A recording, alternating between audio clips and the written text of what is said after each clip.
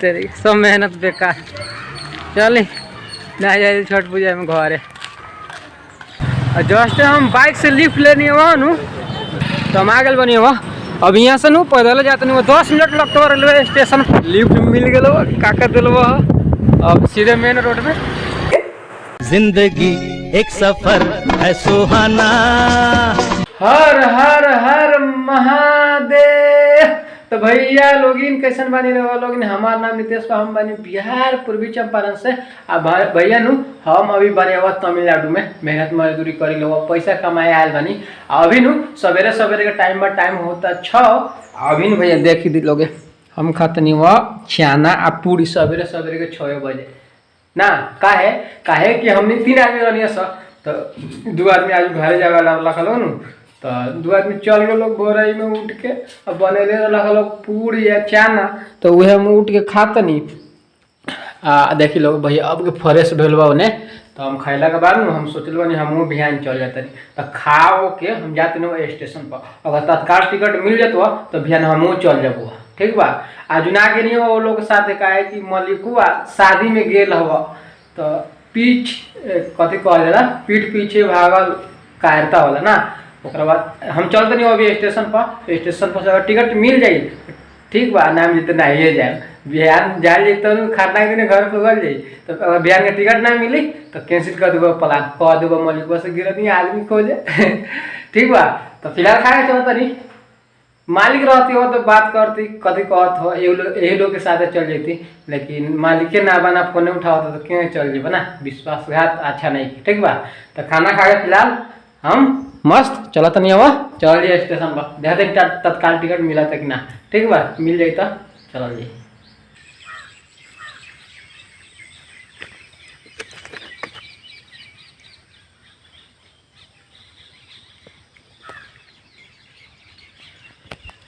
भैया लोगिन अभी नु बॉल वॉल होने के मुझा दिन हुआ हेने के एगो बॉल बाकी हवा एगो भगवान जी लंग के बॉल बाकी हवा तो फटाफट बॉल मुझा के चल जाओ का बस स्टॉप पर देखी का होता। भैया लोगिन हम नु आ गए बस स्टॉप पे। ये है यहाँ के बस स्टॉप आ सवेरे सवेरे के मौसम भैया लोग तो कितना मौसम सुहाना बना। हमरा नु सवेरे सवेरे चल जा पहले जा तो बोले भैया हमरा नु सवेरे सवेरे का मौसम बहुत ही मस्त लागल बा। वो मौसम को जब तुरंत अंधेरा से उजाला होला बहुत मस्त लागल बा। तो फिलहाल यहीं इंतजार करता बस के चाहे बस ना तो बाइक वाला के भी लिफ्ट मांग के मेन रोड में जाए तो वहाँ से 1-1 मिनट में बस मिलेला ठीक बा। तो देखी का होता।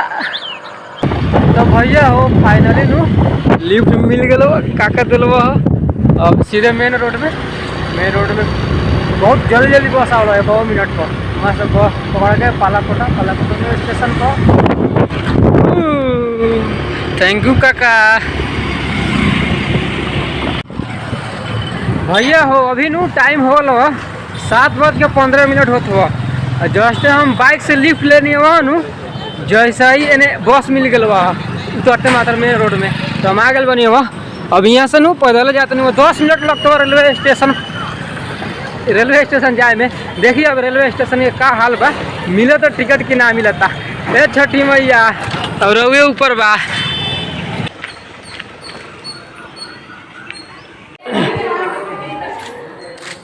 भैया हो हम तो भोरे पर आ गए हुआ कि आज संडे हवा संडे का काउंटर बंद रहा तेरी सब मेहनत बेकार।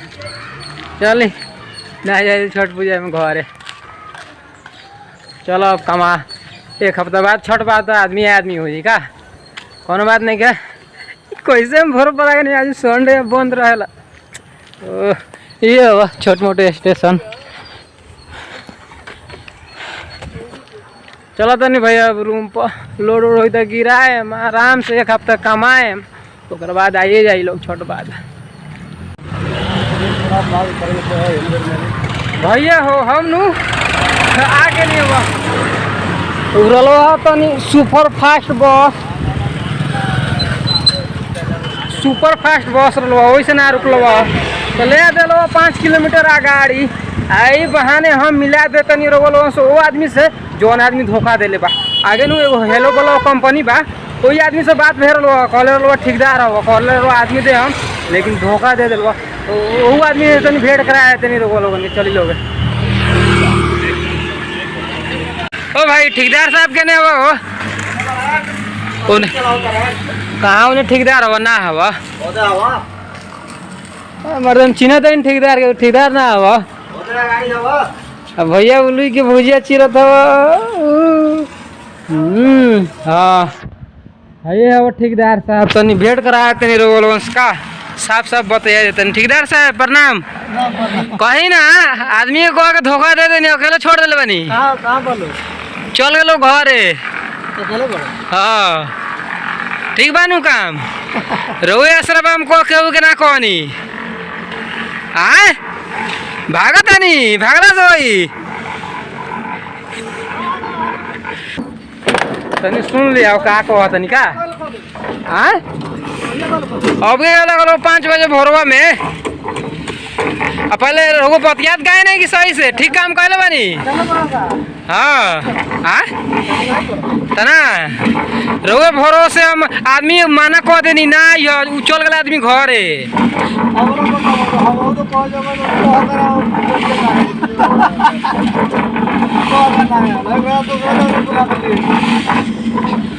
ठीक बा हाय बोल दो लोगन, अकेले तो छोड़िए दे बड़ा लोगन। हाँ वे सोच दें हम चल जाए का।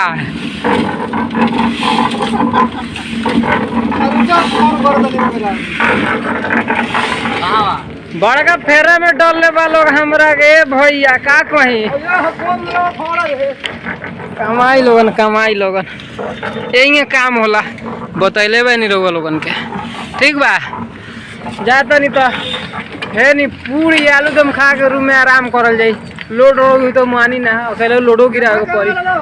ओम जय जगदीश हरे भैया, अब हम चलतनी अपना घरे ना कंपनी में ये लोग कमाए देवल जाओ। अब टाइम 8:30 हो गए, 8:30 टाइम हो गए, इतने बेरा में हम कहाँ से घूम के चले नहीं। अब चल जाओ कंपनी में। एगो बात और लोगों से बताई, ऑफलाइन तो मामला फैलिया गया ना, लेकिन ऑनलाइन मामला हम जोड़ दिले बानी। देखी बनता कि 11 बजे था लगी टिकट ला फोन कह के आधार कार्ड भेज दिल बनी वो ऑनलाइन, ऑफलाइन तो ना होगा सकल। हम का दिमाग कहाँ बा, एतवार के चल गए स्टेशन पर। ठीक होता देखी का होता। हरे राम राम राम हरे हरे। भैया हो आजू नु हम फिरिए मजा काटा तनी दूसरा के मोटरसाइकिल में बैठ के। जिंदगी एक सफर है सुहाना, यहाँ कल क्या।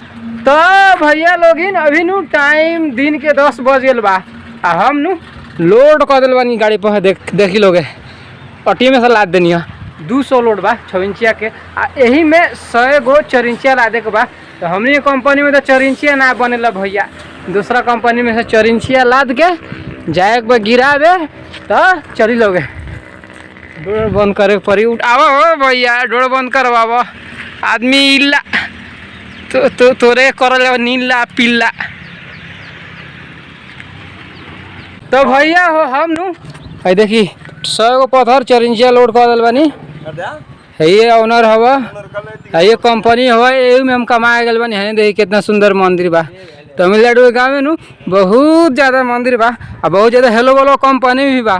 हेने भी कंपनी बा, है लोड करनी है। अब ज़्यादा नहीं गिरावे, 11 बजे टिकट देखी कन्फर्म होता है कि ना का।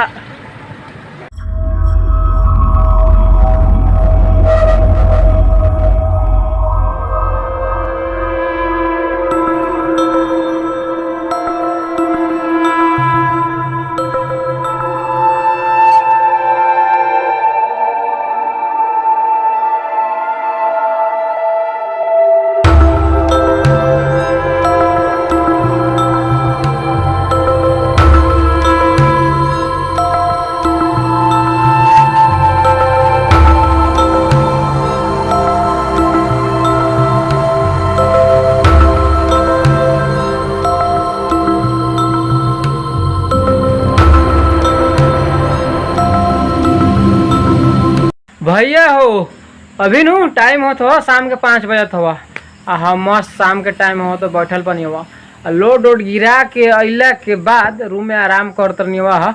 और वो लोग से हम बता दी टिकट ना बनल हुआ। टिकट वाला भैया कहत हवा कथी सॉफ्टवेयर ना चलल।